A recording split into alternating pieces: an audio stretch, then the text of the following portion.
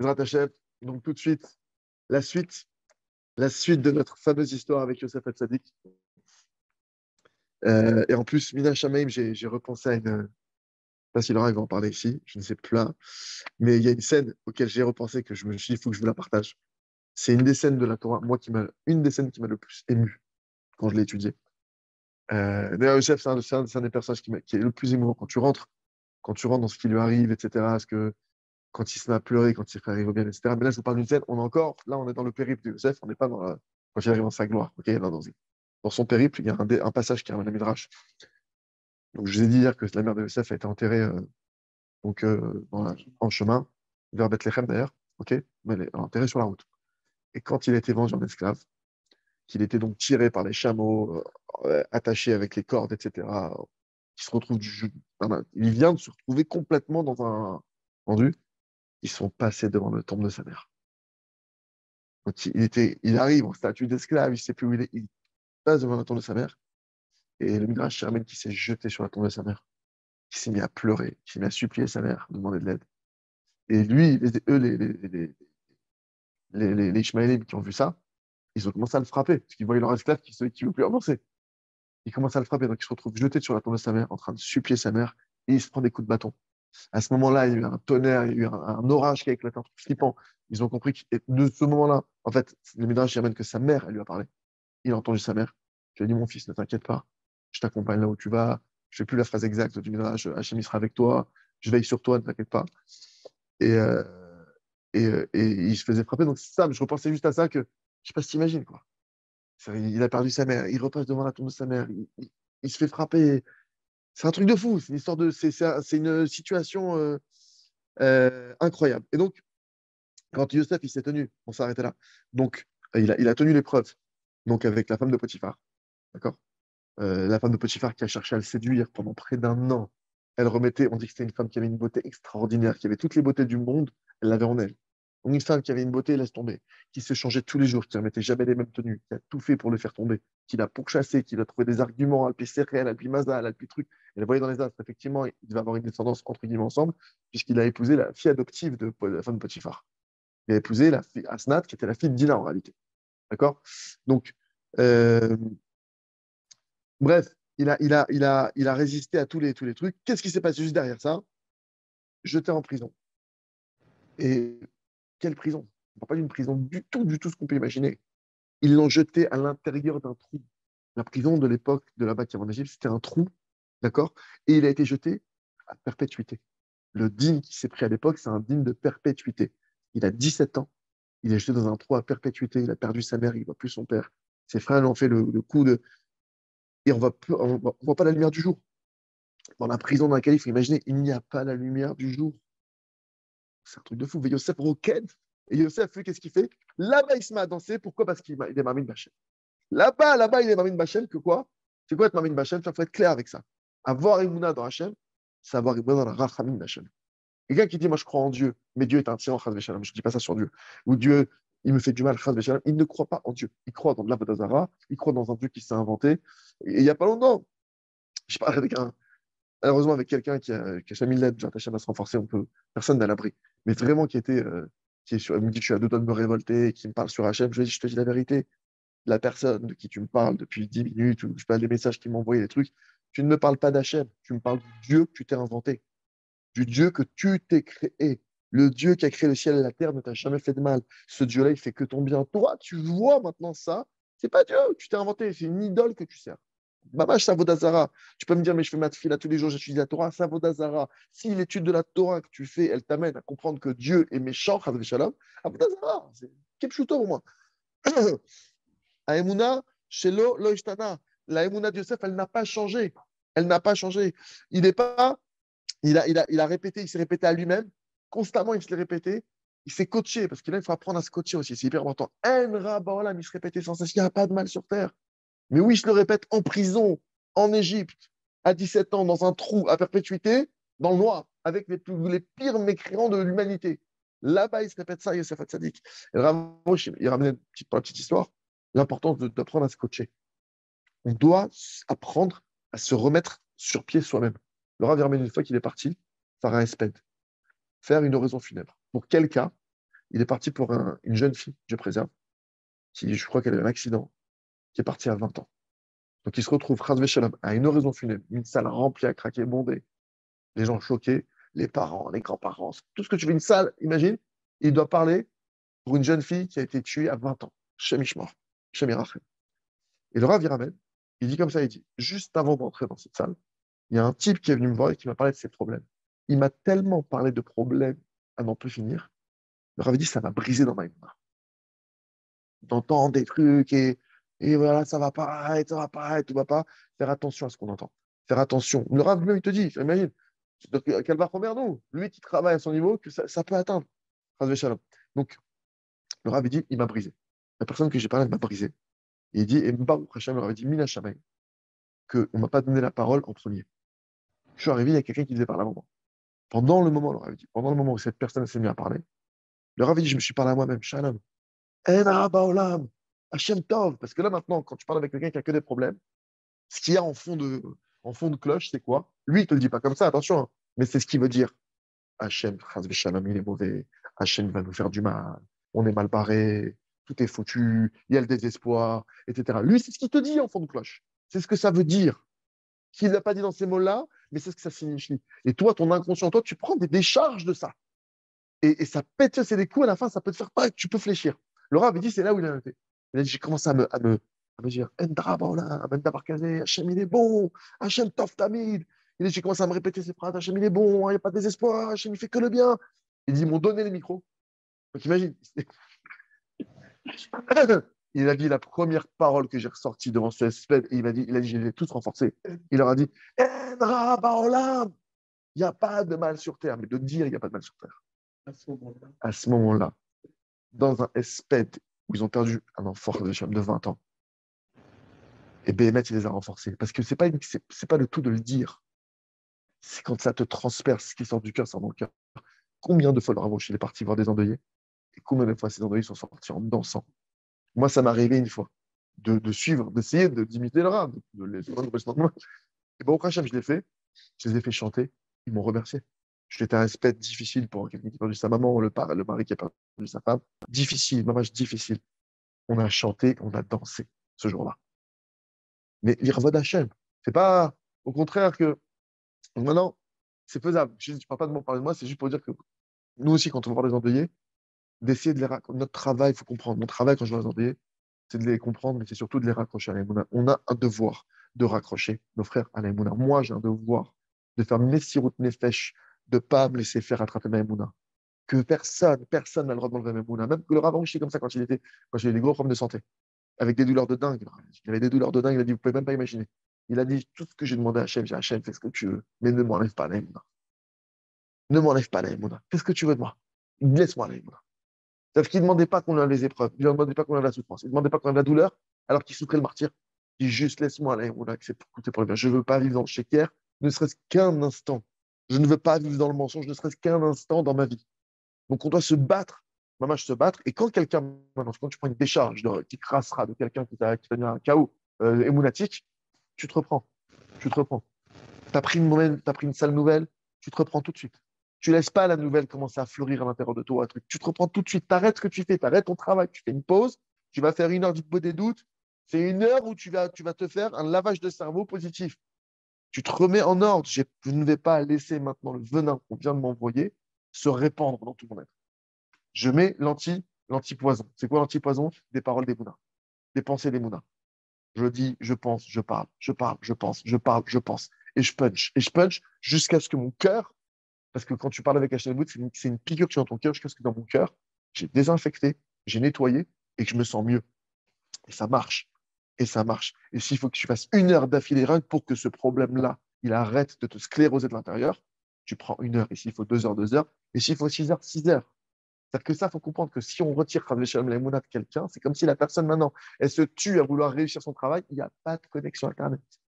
Tu n'arriveras à appeler aucun client, tu n'arriveras à envoyer aucun mail. Il n'y a rien qui va passer comme il faut. Donc au lieu de se dire non, mais je dois travailler, non, là, tu ne vas rien pouvoir travailler.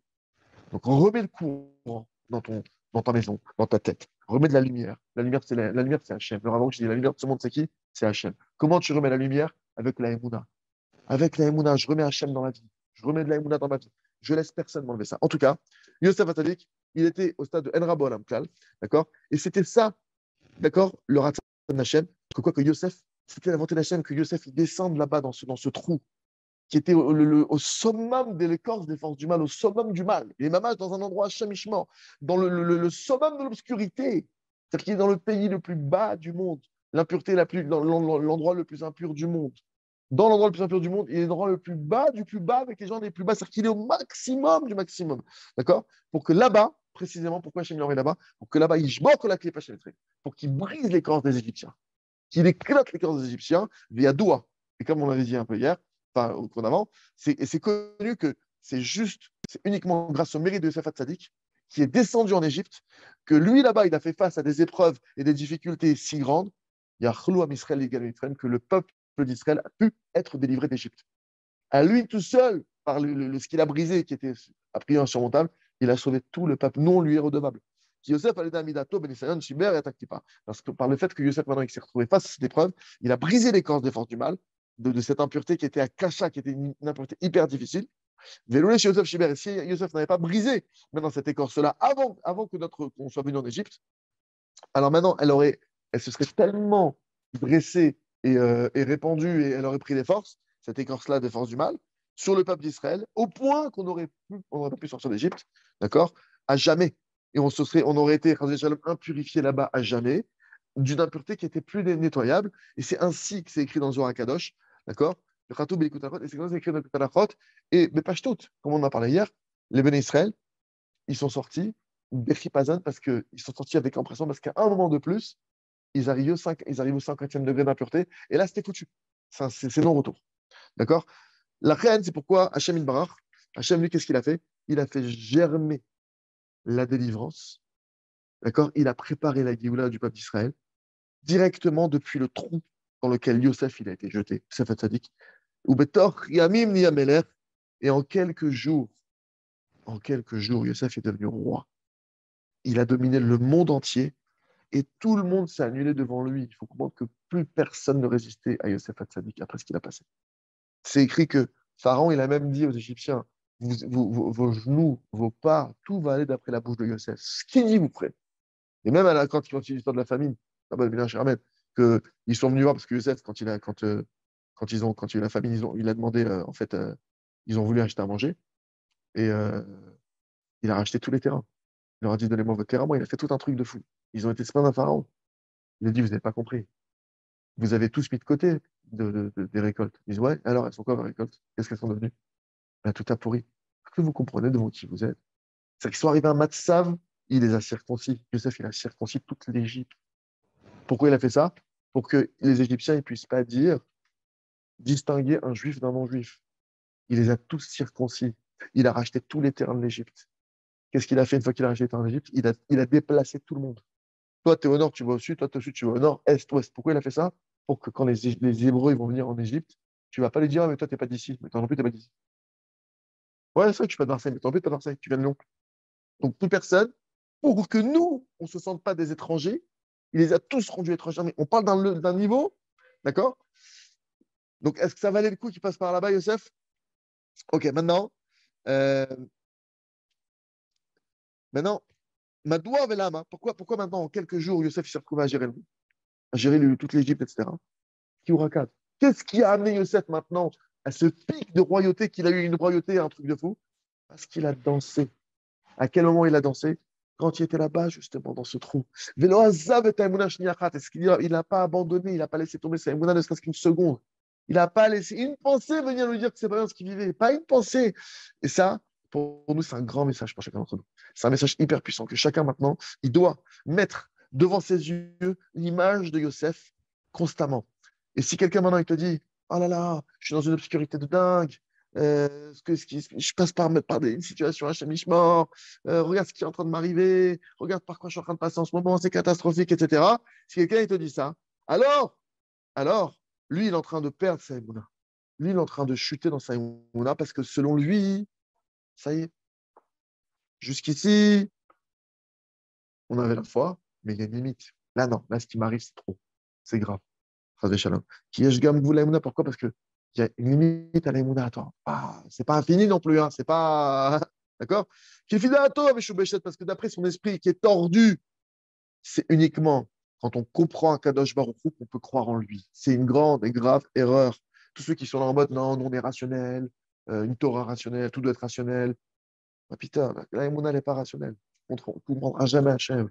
Avec ton esprit cartésien rationnel, tu ne peux pas comprendre Hachem. Si tu t'arrêtes à ça, si tu décides de dire, moi, je fais que d'après ce que je vois, ce que je vois, donc tu n'auras jamais Hachem dans ta vie. C'est impossible, c'est impossible. Puisque par essence, Hachem, c'est la Emouna, la connexion se passe par la Emouna et c'est irrationnel. OK euh, Ça veut dire, chez Assim Edmouto, chez le Yosef, on doit mettre une image de Yosef devant nous, d'accord? Et on doit savoir, Emouna, c'est quoi la Emouna? C'est précisément quand je ne comprends pas. Ne me parle pas des Mouna quand tout va bien, sur le cocktail, dans tes vacances, etc., dans tes 5 étoiles, etc. C'est pas là-bas. La Mouna, parce que justement, les gens, quand ça va, non, ne me parle pas des Mouna, là, c'est bon. Et c'est justement maintenant que je t'en parle des Mouna. C'est justement maintenant. Avant ça, il n'y avait pas des Mouna. Avant ça, c'est normal. Oui, tu disais merci. Tu as dit merci pour la dame croûte, heureusement. Tu as dit merci pour les cadeaux, heureusement. Tu ne veux pas être un ingrat non plus. Mais la Mouna, c'est maintenant. Et quand un homme, maintenant, il voit, il voit sa table, d'accord? Il voit la table devant lui. Il voit une table. Est-ce qu'il a besoin de croire qu'il y a une table? Il n'a pas besoin de croire, elle est devant toi, tu le vois de manière claire. La Emouna, elle va commencer quand tu n'arrives plus à comprendre. C'est là-bas où tu sais que c'est que le monde de la Emouna qui rentre en jeu. Un homme, il doit dire, j'ai la foi. Celui qui dit comme ça, un homme qui va te dire, moi j'ai la foi, mais au moins, ce que je demande juste, d'accord? Je veux voir au moins un petit peu une délivrance. Je veux voir un peu le bout du tunnel. Je demande juste de voir un peu le bout du tunnel. Je ne demande pas grand-chose. C'est tout. Moi, je crois en Hachem, d'accord. Je crois en Hachem, c'est pour mon bien. Tel et tel égal, c'est pour mon bien. Je demande juste une petite lueur d'espoir. Qu'est-ce que je demande à Hachem? C'est rien du tout. Moi, j'en ai à chaque fois me faire des exemples. Imagine, un père, il prend maintenant un martinet, il frappe pas mort son père, son fils, il le frappe pas mort, et le fils, il dit pas mort, stop. Imagine. Pour te dire, rien que dans l'exemple qu'il me donne, rien que dans l'exemple qu'il me donne, je me dis, mais c'est comme ça que tu vois Hachem, qui prend un martinet, qui te savate, et qui te dit, mon fils, dis que c'est pour le bien. Je veux dire, arrête tes exemples, j'arrête avec les exemples. Imagine un père, il prend un couteau, arrête, je peux entendre. Juste que c'est que des exemples comme ça, il me chèvre. D'accord? Et Hachem Ishmael, c'est quoi ce père? C'est pas possible, c'est pas Hachem. Même si quelqu'un me dit, mais moi, mon père, quand Hachem il a fait ça, ok, c'est pas Hachem. T'as eu un problème avec ton père. C'est un être humain, il est parti en cacahuète, il a fait une erreur. Hachem qui ne fera jamais ça. D'accord? Maintenant, le Tzara, donc, le Tzara, le Tzara, qu'est-ce qu'il va te dire? Il dit à l'homme, oh là là, avec des souffrances pareilles, avec des épreuves pareilles, regarde les problèmes que tu as. Mais comment tu peux te renforcer dans. Comment tu peux dire que c'est pour le bien? Comment tu peux réussir? Le Tzara, il vient, il te met des coups, il te met des coups. Chacun, maintenant, il doit détailler son problème. Quelqu'un qui a des dettes, quelqu'un qui a, prenez Schlammbait, qui a un Schlammbait qui est complètement détruit. Il y en a un autre, il a déjà divorcé, je préserve. Et il y en a un autre, Bichla, il n'est pas marié. D'accord? Mais à côté d'eux, il y a quelqu'un qui est marié, mais lui, il n'a pas d'enfant. Ainsi de suite. Chacun, on a ses preuves. La Emouna, peu importe le cas que tu vas me sortir, peu importe le cas de figure que tu vas me dire, la Emouna, elle ne va pas changer. Tu sais, des fois, on va te dire, ouais, mais tu ne sais pas pourquoi je passe. C'est vrai, je sais pas pourquoi tu passes. Mais je sais juste une chose, comme c'est dit là-bas, à rouge. La Emouna, elle ne changera jamais. La Emouna, elle ne va pas changer. Que la personne, Chazvé Shalom, elle ait perdu 12 enfants, Chazvé Shalom, Shem Ishmar, comme ça a pu avoir le cas pour le cas pendant la Shoah. Que la personne, maintenant, juste, elle n'arrive pas à avoir d'enfant depuis 6 mois. C'est bon, ça va, 6 mois, détendez-vous, vous voulez vous marier. C'est dur. L'homme chané, la Emouna, elle va rester là. Et la Emouna, qu'est-ce qu'elle dit? Ta'amin, Shem, Shumra, Ba'olam. Tu dois avoir la foi qu'il n'y a pas de mal sur cette terre. Le Rav Arush, il dit le seul mal qui est sur cette terre. Le seul, c'est Ra. C'est quoi le seul Ra? C'est Redifa Atzmit. Les initiales de Ra, Redifa Atzmit, l'autoculpabilité. Que je pense du mal de moi. Parce qu'en fait, au fond, le fond du problème, il te révèle Rabbi Nachman que pour pouvoir penser du bien des autres, si tu veux réussir à penser du bien des autres, comme il dit là-bas, il sache, tu arriveras à le faire quand tu arriveras à penser du bien de toi. Quelqu'un qui pense du mal d'Hachem, au fond, ce qu'il est juste en train de révéler, c'est qu'il pense du mal de lui du matin au soir. Il se persécute du matin au soir. Il se culpabilise du matin au soir. Tu sais qu'il y a des gens, les pauvres, ils vivent dans la culpabilité de tout ce qu'ils font. Ils font une mitzvah parce qu'ils sont coupables de ne pas avoir fait assez de bien. Ils font un truc, ils sont coupables de ne pas avoir. Tout, c'est que de la culpabilité, toute leur vie. Toute leur vie. Ils vont aider ça, c'est pas parce qu'ils veulent aider. Non, je peux pas ne pas l'aider, je me sens très coupable. Tu peux pas toute ta vie être comme ça. Tu peux pas toute ta vie te sentir de mal, etc. Bref, tout ce qu'Hachem fait, c'est pour le bien. Tout ce qu'Hachem fait. Et quand on dit tout ce qu'Hachem fait, c'est pas presque tout. C'est pas, il n'y a pas une limite. Si ça arrive, je sais, les gens, et ça, très souvent, t'entends ça. Je demande une chose à Hachem, qu'il me fasse pas ça.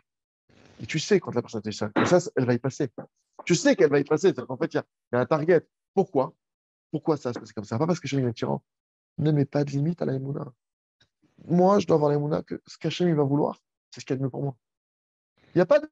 Mais qu'est-ce qu'il va vouloir? Et quoi, s'il veut que. Je ne sais pas ce qu'il va vouloir. Je sais juste que ce qu'il va vouloir, ça sera le mieux. Maintenant, est-ce que c'est à moi de décider à la place d'Hachem? Est-ce que c'est à moi de dire à Hachem où je dois être? Est-ce que c'est à moi de dire à Hachem ce que je pense? Tu sais, on dit ce qu'on pense, genre, Hachem, je t'explique ce que je pense là.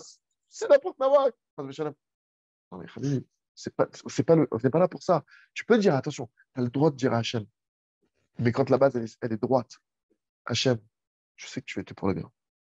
Je sais que tu m'aurais jamais fait cette chose-là si elle n'était pas remplie de miséricorde.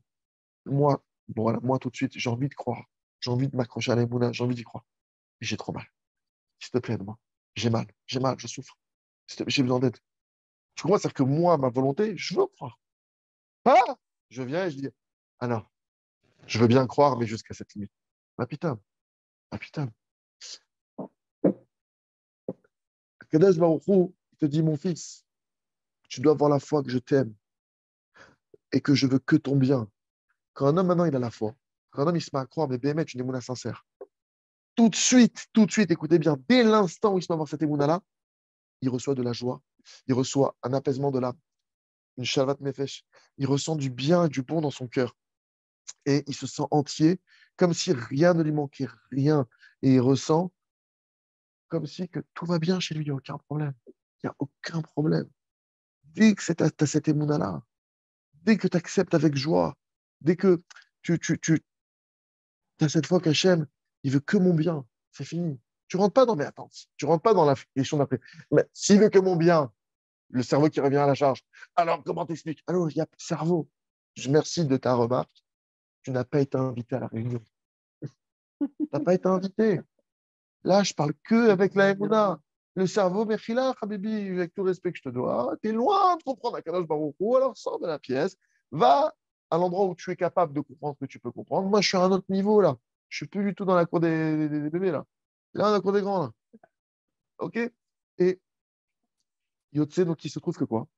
Grâce à la Emouna, grâce au fait d'avoir la Emouna, tout de suite, tu es délivré. Mais on s'imagine, je vais être délivré que le premier il est réglé. Mais non, tu peux être délivré instantanément, même si la galère elle est encore là. C'est juste, tu t'accroches que Hachem, il fait que du bien. C'est fini. Je suis plus dans autre chose. J'ai pas besoin qu'il me délivre. J'ai plus besoin. C'est pas que je veux plus. C'est pas que. Fais comprendre. Je suis à un niveau où je suis chalem avec ce qui se passe. Je suis entier. J'arrête de lutter et j'arrête de m'attaquer, entre guillemets, à vouloir, tu sais, vibrer. Non, que la porte, elle se ferme pas. Non. Allô, Hachem, il dit que la porte, elle se ferme. Vas-y, Hachem, comme je l'ai dit hier. Rabbi Yitzhak Berditchev. Il a dit, si on me dit qu'Akadosh Baruch Hu veut que j'aille au Gehinnom, j'y vais en dansant. Mais comment? Si Hachem, il veut ça, si Hachem, il veut ça, oui. Parce que moi, je connais Hachem. J'ai pas besoin de savoir. J'ai pas besoin de savoir qu'est-ce qui va se passer. J'ai pas besoin qu'on me dise, mais attention, je vais te... Non, m'explique pas. C'est Hachem qui fait ça. C'est tombé, c'est bon. C'est réglé. C'est mon papa, c'est réglé. Mais attends, mais il te demande, c'est pas mon problème, le cerveau, bye bye. Un homme comme ça, d'accord? Un homme comme ça, attention. Un homme comme ça, je dis, tu dis que אתה לא מבין. אתה אומר שאתה לא מבין מה הולך. Donc, un homme maintenant, Ken, voilà. Donc là, il dit quoi? Il dit, il se trouve que par le fait même d'avoir la Emouna, c'est ça ta délivrance. Après, entre guillemets, c'est subsidiaire. Si jamais tu reçois vraiment ta vraie délivrance, ça devient un détail. Ça devient. Parce que l'essentiel, tu l'as eu. Et l'inverse, c'est aussi vrai. Quelqu'un maintenant qui reçoit sa délivrance. Ah, vas-y, tu reçois ta délivrance. Mais t'as pas reçu la Emouna, mais tu n'as rien reçu. La voiture que tu as reçue, que tu attendais, elle peut se casser en 2 secondes. La pseudo-augmentation que tu voulais, le pseudo-nouveau travail, le pseudo-mariage. Il y en a un, je le connais, il me dit, ah, si je me marie, je me marie. Je dis, mais tu sais pas que le mariage, c'est une autre épreuve. Je te souhaite de te marier, mais arrête de croire que maintenant, et tout sera réglé, je vais me marier, et tout sera beaucoup mieux. Non, tu vas taper d'autres galères. Et ça fait peur, parce que je te dis que lui, il se marie avec une idée qui est complètement fausse du mariage. C'est pas ça que le mariage, c'est le genre de mariage Get Express. C'est pas le Get, c'est le Jet. Prenne le Jet. Mais celui maintenant, le Rav dit, c'est celui qui veut comprendre avec son intellect où a-t-il pêche. C'est lui le vrai débile, le vrai bête. La vraie bêtise, c'est de vouloir comprendre Dieu avec ton intellect, avec ton cerveau. Dire, ah, moi, je ne comprends pas.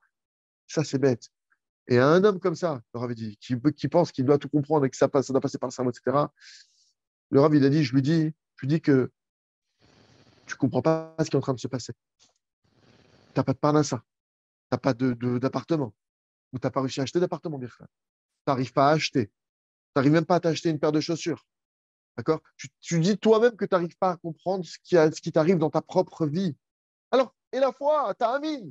Et la foi. Pourquoi? Parce qu'à Kadosh Baruch Hu, tu ne pourras pas le comprendre. Si tu veux comprendre Hachem comme on comprend un théorème, 1 + 1 = 2, tu ne pourras pas comprendre Hachem. C'est pas possible. Atayoda, Machin Hachem, Oseitra, tu sais ce qu'Hachem est en train de faire avec toi? Tu sais pas. Est-ce que tu sais maintenant, Ma'anyutazo, Oseitra, est-ce que tu sais maintenant cette pauvreté par laquelle tu es en train de passer, quel est le bien qu'elle est en train de générer en toi? Tu sais pas. Est-ce que tu sais maintenant est-ce que maintenant, est-ce que tu sais toi de quoi tu t'es rendu coupable pour en arriver là, peut-être? Ça se trouve que tu sais pas, ça se trouve, que ce qui est possible, c'est possible que tu t'es rendu coupable de mort et que Dieu, pour te sauver la vie, par amour, c'est écrit Ani Khashouf Kemet, il te met dans la pauvreté parce qu'il préfère te laisser en vie plutôt que de te tuer. Et toi, tu dis, la pauvreté, la ça, j'en peux plus, mais c'est ça qui te sauve la vie, c'est ça qui fait que tu respires encore. Tu sais pas ce qu'Hachem il est en train de construire pour toi maintenant et quelle délivrance il est en train de faire germer pour toi. Tu sais pas. Est-ce que tu sais maintenant ce qu'Hachem est en train de réparer avec ce qu'il est en train de te faire vivre? Est-ce que tu sais maintenant, Birklal, ce qu'Hachem il est en train de faire dans ce monde-ci? À toi qui est en train de dire, non, non, moi je comprends pas, je comprends pas, je comprends pas. Mais arrête avec ton intellect. Parce que si tu savais, Béhémet, tu remercierais Hachem. Tu louerais Hachem. Tu danserais sans fin. Tu danserais sans fin. Parce que Béhémet, la seule chose qu'il y a à savoir, c'est que c'est que du bien. Donc la seule connaissance, entre guillemets, ce qui te manque, c'est juste le wagon entre ta perception négative, la conscience, la connaissance que c'est bien, et te manque juste le wagon qui rattache. Et c'est là où tu mets la Emouna. Ce qui va rattacher les deux wagons, c'est ta Emouna. Parce qu'on connaît déjà la fin, on sait que c'est bon. On sait que c'est bon. Merci Hachem. Merci pour les dettes. Merci que je suis célibataire. Merci que j'ai pas d'enfant, etc. Quelqu'un maintenant qui loue Hachem et qui danse constamment, concrètement parlant, c'est les mots qu'il y a dans sa bouche. Un homme, il doit maintenant se renforcer dans la foi. Que si maintenant on comprenait tout ce qu'Hachem faisait avec nous, alors c'est quoi, en quoi c'est compliqué de croire? Tu vois, si maintenant tout était clair devant toi, alors elle est où la mitzvah des Mouna? Il n'y a plus de mitzvah des Mouna. C'est facile. Tout est blanc devant toi. Un homme qui comprend, il faut savoir que c'est déjà plus de la Mouna. Toutes les fois que tu comprends dans ta vie, tu n'es plus dans la Mouna. Tu n'as plus le sroud de pouvoir servir Hachem Be'emouna dans le. C'est ça dia, ça s'appelle une connaissance. C'est une connaissance que tu as. Quand on sait, d'accord? Alors l'homme, il n'a plus de libre arbitre. Tu n'as plus de libre arbitre. Tu sais que c'est ça. Voilà, j'ai gagné de temps. La chose, elle est claire, elle est figée devant toi. Il n'y a plus d'émouna. Alors, sur quoi tu veux qu'Hachem donne un salaire? Pourquoi vous voulez recevoir un salaire sur terre? Et là, Aïmouna, Amin, Gam, Shalom Evinim, la Emouna, c'est de croire que même quand tu comprends rien, quand c'est l'obscurité totale, quand c'est l'exil, la galoute, quand tout est noir devant toi, Shakol, Shachor, et quand tout est noir devant moi j'ai la foi que quoi? Qu'il n'y a pas de mal. Quand je dis moi, c'est ce qu'on doit avoir. On doit avoir la foi qu'il n'y a pas de mal. On voit du noir et on a la foi que c'est bon. Comme ça, c'est ça la Emouna. La Emouna, c'est ça qui est chuto. Et c'est ça ton choix. Là, c'est un choix. Tu vois noir, tu dis non, c'est pas noir. Je sais que derrière, il y a du blanc. Si on gratte derrière, c'est que du blanc. Mais encore une fois, alors avait dit, ailleurs, il dit ailleurs, on ne te dit pas de dire que le noir devant toi, il est blanc. On ne va pas te mentir. On te dit, sache, ça a une apparence de noir. Mais moi, je sais qu'en grattant, c'est du blanc derrière. Mais qui te dit que c'est peinturé comme ça? Qui te dit? Moi, je te dis. Tout ce qu'Hachem a fait dans le monde, c'est blanc. Maintenant, il y a certaines choses pour ton libre arbitre qui ont une apparence, une petite couche recouverte comme ça, mais ce n'est pas l'essence de la chose. Et le fond, tout est bon. Et ça, c'est ton libre arbitre dans ce monde-ci, d'avoir la foi ou de ne pas avoir la foi. C'est ça le vrai libre arbitre qu'on a. Se réjouir ou pas se réjouir, avoir la foi ou pas avoir la foi. C'est ça le vrai libre arbitre. Celui qui a la foi, tout est bon chez lui. Et il réussit dans sa vie les matzliach, et il danse, et il chante, et il loue Hachem. Et je veux préciser, on parle de réussite maintenant, il faut être clair sur ce point. La seule vraie réussite qui existe sur cette terre, il y en a une seule. C'est la seule chose que si ça, tu l'as atteint, Béhémet, c'est ta réussite. Tu es un mec, tu es un Ishmatzliach. Et si tu n'as pas atteint ça, tu peux me dire que tu as eu tout le reste, zéro. La seule vraie réussite, c'est quoi? Je me suis rapproché d'Hachem. Je suis proche d'Hachem. Je suis avec Hachem. Ça, c'est la seule réussite que tu peux avoir. C'est la seule chose qui est tangible sur cette terre, qui est stable, fiable. C'est la seule chose qui est concrète. Tout le reste, dis-moi que tu as eu 50 immeubles, dis-moi que tu as fait 50 milliards, dis-moi que tu as eu 12 enfants grâce à Dieu, tout ça, Shiva. Je ne sais pas, dis-moi que des trucs selon tes yeux, d'après tes yeux à toi, ça c'est bien. S'il n'y a pas de la proximité avec Hachem, ce n'est pas de la réussite. La seule réussite, c'est quoi? Comment tu réussis une épreuve? Comment tu réussis une situation? C'est quoi une situation réussie? C'est une situation où tu vois Hachem dans ta vie. Une situation où tu te rapproches d'Hachem. Quelqu'un maintenant, il te dit, voilà, j'ai fait un contrat, j'ai gagné 1 million. Ce contrat t'a mis de l'orgueil. C'est un très grand échec. Tu t'es éloigné d'Hachem. C'est Hachem Ishmor, c'est le pire des échecs. L'orgueil, c'est éloigné d'Hachem. Par contre, un type, il me dit, tu vois, j'ai été en rendez-vous, je me suis pris banane sur banane, banane, j'ai tout foiré, je ne sais pas comment je vais rentrer chez moi, comment je vais annoncer à ma femme. Et qu'est-ce que tu as fait? J'ai fait de bonnes doutes, j'ai demandé d'aide à Hachem, je me suis mis à chanter, je me suis mis à taper des mains, je me suis mis à danser. J'ai voulu m'attacher à Hachem de toutes mes forces. Et toi, tu es dans une réussite extraordinaire, extraordinaire, incroyable. Incroyable, c'est un truc de fou. Ça, c'est pour l'éternité. Et celui maintenant, où Michelo, chaque chose qui ne vient pas comme ma volonté, quelque chose qui ne vient pas comme j'ai envie, ça ne se passe pas comme je veux, ça ne se passe pas comme j'imaginais, et qui rentre directement à cause de ça en dépression, en déprime, et qui se plaint, etc. La résultante de ça, c'est quoi? C'est juste que tu t'éloignes de la Emouna, tu t'éloignes du but. Si le fait de se plaindre, ça t'amène du résultat, je veux bien. Mais on n'a jamais vu quelqu'un qui se plaignait que ça marche. Et c'est pire, quelqu'un qui me dit, tu vois, je me suis plaint, j'ai obtenu.